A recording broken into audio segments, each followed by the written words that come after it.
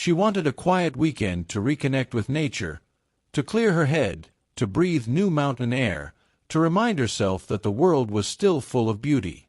But 4 years after she stepped onto that trail, all that remained of her was a sun-bleached skeleton wedged between two giant slabs of granite, hidden so perfectly that search teams walked past the spot dozens of times.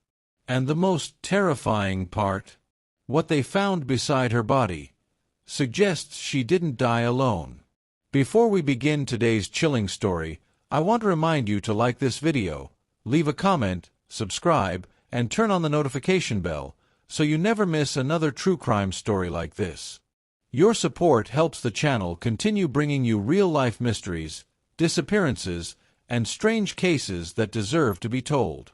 And now, let's dive into one of the most heartbreaking and unsettling disappearance cases Yosemite National Park has ever witnessed.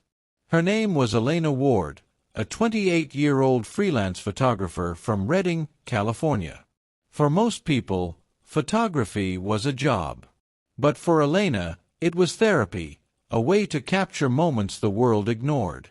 She said photographs were like proof that beauty still exists even when life feels ugly. And life had been ugly for her lately. She had just ended a 5-year relationship with her boyfriend, Nathan Hale, a man who had slowly chipped away at her confidence. To everyone else, Nathan appeared charming and thoughtful, but behind closed doors, Elena lived with accusations, jealousy, and a sickening sense that she was constantly being monitored. A friend once asked her, "Why don't you just leave?" Elena answered with a shaky smile, "Because I'm scared of what he'll be like when I finally do." The breakup finally happened, but it was messy. Nathan didn't take it well. He flooded her phone with messages. He drove past her house. He showed up at her work twice. She stopped answering calls. She pulled away from social media. She told her mother she needed quiet, a place where she could think without feeling watched. So on June 12, 2021, she packed her hiking backpack, placed her old film camera around her neck, and drove alone toward Yosemite National Park. The drive was peaceful, almost too peaceful. Elena played her favorite playlist, trying to keep her thoughts from spiraling back to the fear she felt around Nathan. She told no one her exact trail plan, except her mother. She said she wanted a peaceful weekend to reset my mind. It was the last time anyone ever heard her voice. Elena arrived at the Cathedral Lakes trailhead around 8:30 in the morning. Security cameras captured her unlocking her car, adjusting the straps on her backpack, tying her hair into a messy bun, and smiling politely at a family walking in behind her. Nothing about her looked worried or rushed. She looked like someone finally breathing again. Several hikers saw her on the trail that morning. One couple said she even stopped to offer them a picture with their phone. They remembered her because of the film camera, something rare to see these days. Hikers described her mood as relaxed. She walked alone. She took photos of trees, lakes, and rock formations. She moved close to the edges of cliffs only when she needed a better angle. Everything was ordinary. But sometime around 2 p.m., hikers reported something strange. A woman, believed to be Elena, was seen talking to a man wearing a dark jacket, even though the weather was warm. The conversation didn't look casual. The witnesses said the two seemed tense, like the man was demanding something. Like Elena was trying to step back, but he kept moving closer. The witnesses didn't report it immediately. People argue on trails all the time. Friends, couples, siblings. But when her disappearance hit the news, that moment suddenly felt different. And that man was never identified. The GPS signal from Elena's phone cut off around 4:17 p.m. Not slowly, not fading away, but abruptly, as if someone powered it off or smashed it. She was expected home the next day.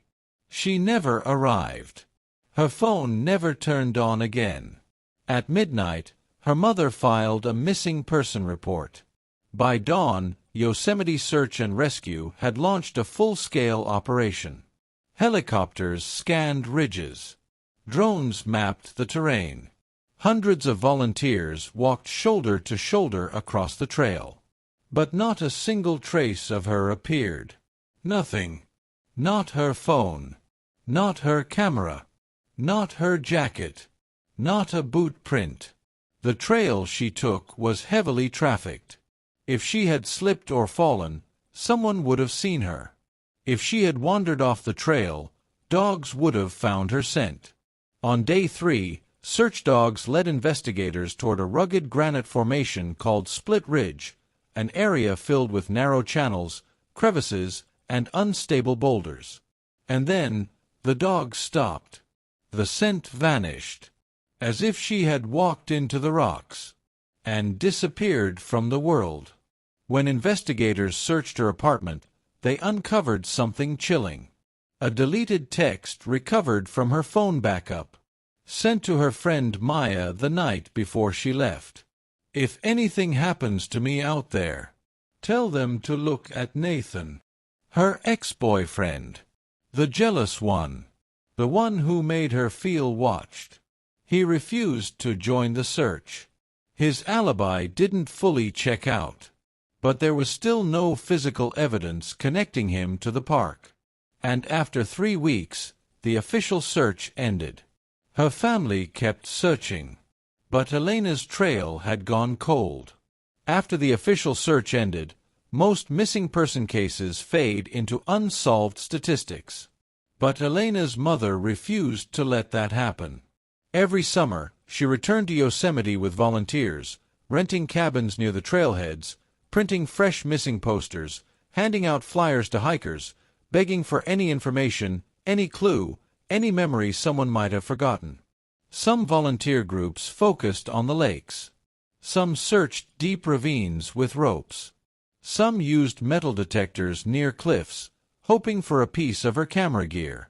Some followed old search dog trails, hoping they'd pick up a new scent. Nothing new ever surfaced. Her name gradually faded from the news. The online forums slowed down. People moved on. But year after year, her mother didn't. By the time the 4th year approached, she was older, slower, tired from carrying grief that had settled deep into her bones. But she still went back every June. And ironically, the year she stopped organizing a volunteer search was the year Elena was finally found. Winter storms in Yosemite are unforgiving. They rip through the valleys and slam against the granite walls with enough force to shift entire boulders. And during the winter of 2024, the park experienced one of the strongest rock expansions in decades. When summer arrived, rangers began their routine inspections, searching for hazards, new cracks, unstable formations. Ranger Daniel Ruiz, who had taken part in the original search 4 years earlier, was assigned to Split Ridge, the same granite maze where the scent trail had once abruptly vanished. He hiked out early in the morning with a thermos of coffee, a flashlight, and a clipboard of inspection points. At first, everything looked normal, just the typical silence of hard stone and high elevation. But then, walking past a narrow wall of granite, Ruiz felt something wrong. A stale dryness in the air. A faint sense of decay. Not a smell, exactly, more like the way the air changes around death. Instinct made him stop. A section of rock had shifted just enough to expose a previously hidden sliver of space. On his knees, he aimed his flashlight into the darkness. At first, he saw dust. Then threads of something brittle.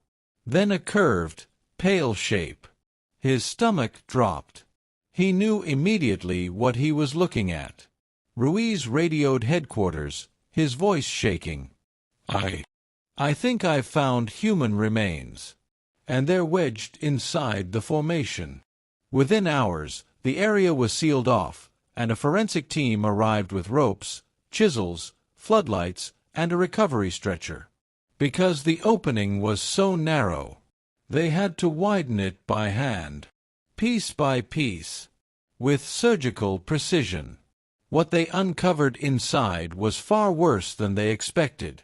At the deepest point of the crevice, barely a shoulder-width wide, lay the dry, sun-bleached remains of a human body. Curled, wedged, pressed tightly between two massive granite slabs. The bones were arranged in a posture that looked defensive. One arm was raised near the face, as if blocking a strike. The rib cage had partially collapsed from the pressure of the rocks. Her hiking boots were still on her feet, badly decayed but recognizably the brand Elena wore. Her backpack was flattened beneath her torso. Her clothing was shredded into thin, delicate fibers stuck to the stone. But the most chilling detail wasn't her posture. It was what they found in her ribs. A tiny piece of metal. Rusted. Bent. Broken. A blade fragment. Too small to identify, but unmistakably part of a pocket knife, and embedded deep enough to show she had been stabbed before her body was wedged into the rock. When they cleared out the debris and lifted the remains onto the stretcher, the forensic lead whispered to the ranger, "There's no way she crawled in here herself. Someone put her here." Elena's remains were transported to the county coroner's office. It took several hours of meticulous sorting and reconstruction to confirm the bones were indeed hers. Dental records confirmed the identity. A healed fracture on her left wrist, something her mother remembered from childhood, sealed the confirmation. The preliminary analysis revealed several chilling facts. 1. She had defensive injuries. The forearm bones showed impact fractures. Scratches on the granite around her arms suggested desperation. She had clawed the rock trying to push herself out, or trying to escape someone. 2. Her ribs showed signs of blunt trauma. Not enough to determine the exact cause of death, but enough to show she had been struck violently. 3. The knife fragment was forced between two ribs. It wasn't from an accidental fall. It was from a stabbing. 4. She did not die inside the rock formation.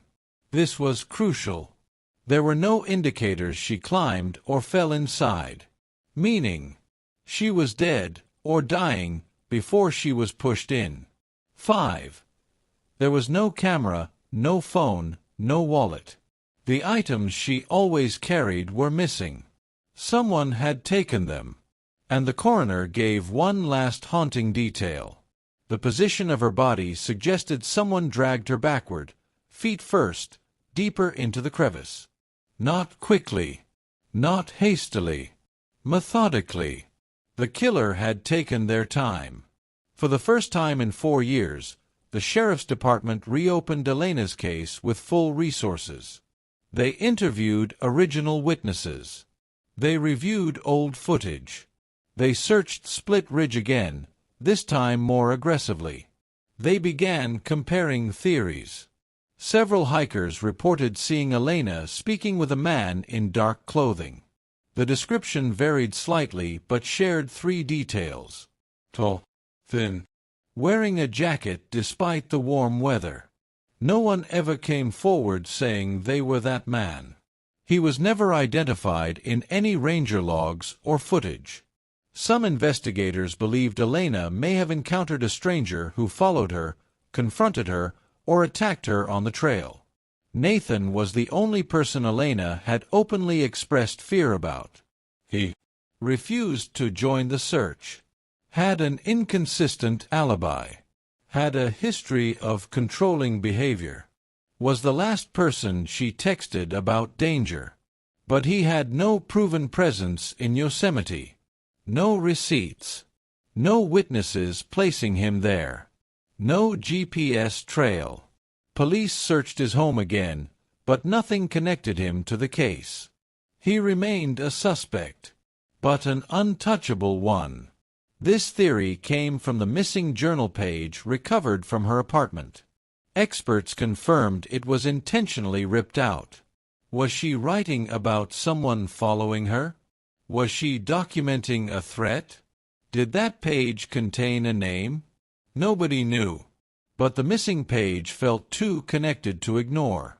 Some investigators believed her killer was someone she willingly spoke to on the trail. Someone she didn't immediately fear. Someone who approached her under the guise of friendliness or sympathy, then turned violent. This theory gained strength after an unreported witness came forward. A man named Mark Lawson, now living in Idaho, contacted authorities after reading about Elena's remains online. He claimed he saw a woman matching Elena's description on the day she vanished. But what he saw next haunted him for years. He said, "She was standing near the edge of the trail, talking to a guy. He looked angry. She looked scared." He admitted he didn't want to get involved back then. He assumed it was a couple arguing. But something felt wrong. He described the man as around early 30s, dark short hair, backpack slung over one shoulder, wearing a black jacket, the same description as earlier witnesses. Lawson remembered one more detail. He grabbed her wrist. Not hard, not soft either. Like he didn't want her to leave. Lawson kept walking. He never looked back. He never saw either of them again. When investigators showed him several photos, not including Nathan's, to prevent bias, he pointed to one man. A man who was never investigated before. A man who worked seasonal jobs in Yosemite. A man who had been in the area that same day. But by the time detectives tracked him down, he had moved out of the country, without forwarding information. One of the strangest mysteries surrounding Elena's case was her camera. She was never seen without it. It was more than a tool, it was her companion, her way of documenting life. But when her body was discovered, the camera was missing. Her backpack had decayed into a brittle shell, and yet nothing of value remained. No camera, no wallet, no phone. Investigators theorized several possibilities. 1. The killer took it, either to hide evidence or to control the narrative. 2. She hid it herself, though this seemed impossible given the body's final position. 3. It fell into the cracks of the rocks, yet no evidence of it was ever found despite extensive searches. The most chilling possibility: the camera might have captured the last moments of her life, including the killer's face. Private investigators even offered rewards for the camera. Hikers, collectors, and online marketplaces were scoured. Nothing ever surfaced. The loss of the camera left a permanent gap in the story, a final, intangible reminder that someone had succeeded in erasing part of Elena's life forever. Forensic experts, re-examining the site, noticed patterns that suggested a methodical, experienced perpetrator. The crevice was chosen for its inaccessibility. The rocks formed a natural shield against searchers and animals. The body was positioned in a way that prevented rolling or movement.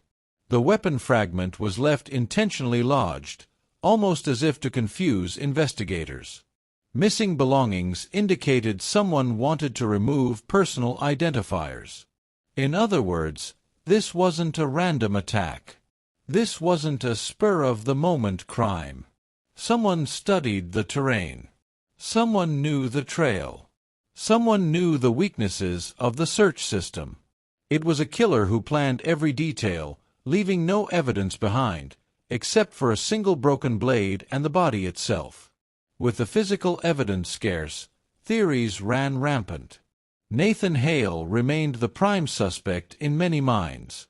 His controlling behavior and her explicit warnings were hard to ignore. Yet legally, there was no proof.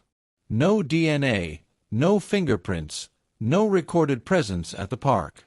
Despite investigators' best efforts, the case could not connect him directly to Elena's death. The description of the man seen arguing with Elena on the trail matched multiple witness reports. Investigators tracked potential seasonal workers, hikers, and campers who were in the park at the time. Some matched the vague description.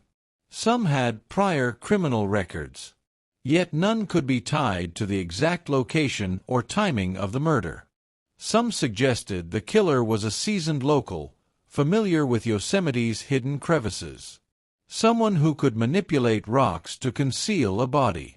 Someone who understood which areas were least visible to hikers and cameras. The pattern of concealment indicated knowledge beyond a casual visitor. Even after the discovery, Elena's family received no closure. Her mother, Elena Ward, described seeing her daughter's remains as relief and terror at the same time. She could finally stop wondering where Elena was, but the questions of how and why remained. Her father, Greg Ward, said, "We know she's gone, but it feels like we're still waiting for someone to pay attention to the truth." The family received letters, calls, and messages from strangers who remembered Elena's disappearance. Some offered sympathy. Some offered conspiracy theories. Some even suggested ghost sightings near Split Ridge. Yet no one could identify the person responsible, and no one had concrete answers. The discovery left the park's community unsettled.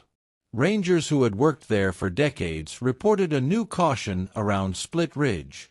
Hikers now approached the area with unease, especially the narrow crevices where Elena's body had been found. Volunteers who had participated in past searches said they still feel her presence, a haunting reminder that the wilderness could hide secrets for years. One ranger remarked, "It's not her body that haunts me. It's the idea that someone can disappear into Yosemite, and the forest will hold their secret for as long as they want." The broken knife, missing camera, and absence of witnesses painted a grim reality. Elena's killer may never be caught, and the truth of that last day remains obscured. Today, Elena's case is still officially unsolved. No arrests. No suspect charged. No recovered camera or knife. Her story serves as a warning. Wilderness is beautiful, but dangerous, not just because of nature, but because of humans.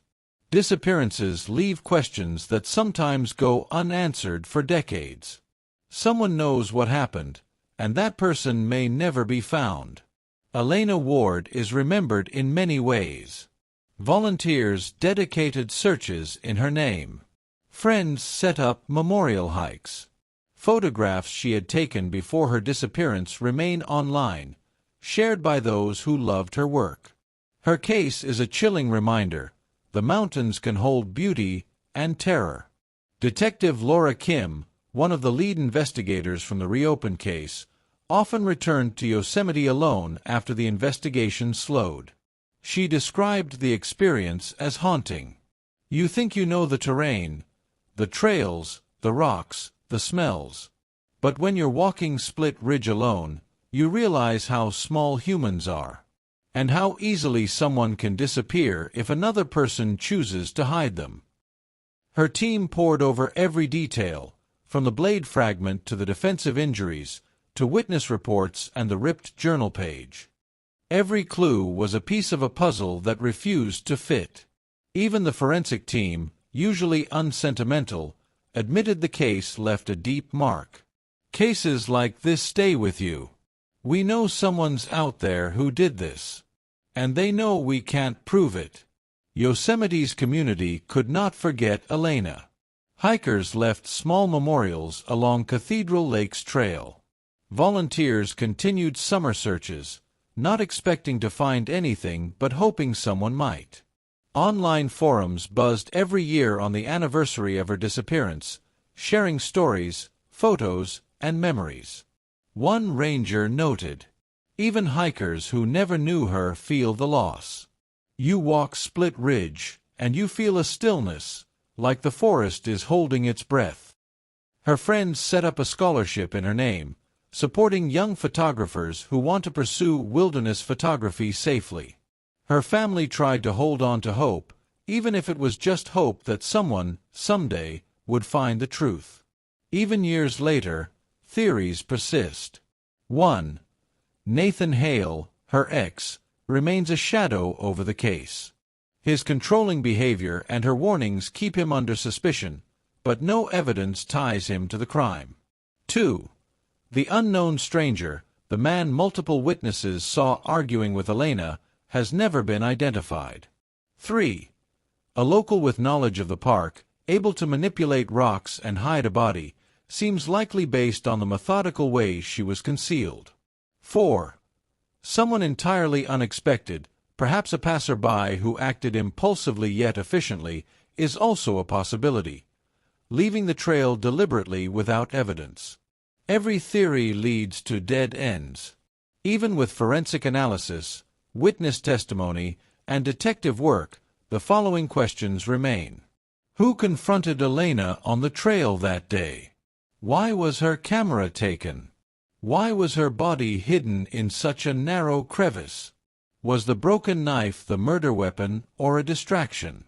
Who ripped out her journal page, and what did it say?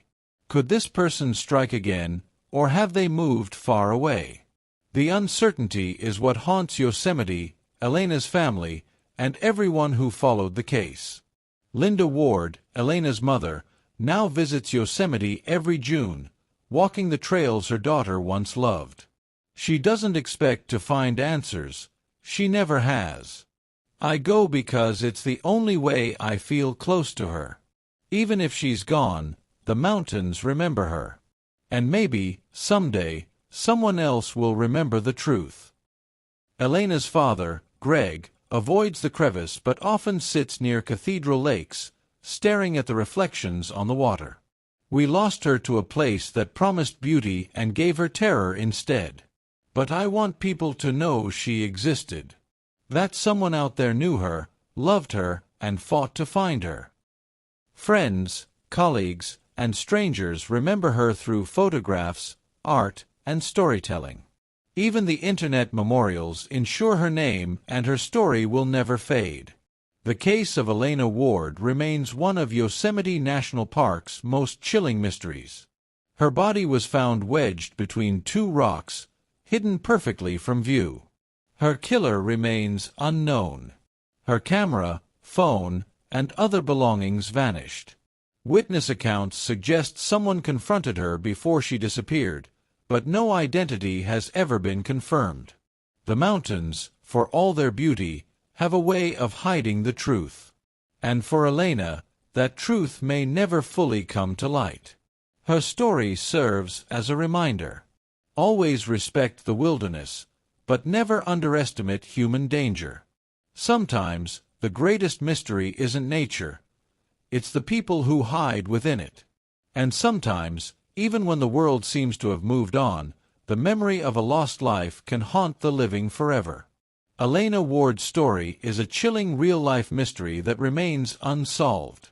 If you were affected by this story, take a moment to like, comment, and subscribe, and share your thoughts, theories, questions, or even memories of loved ones lost.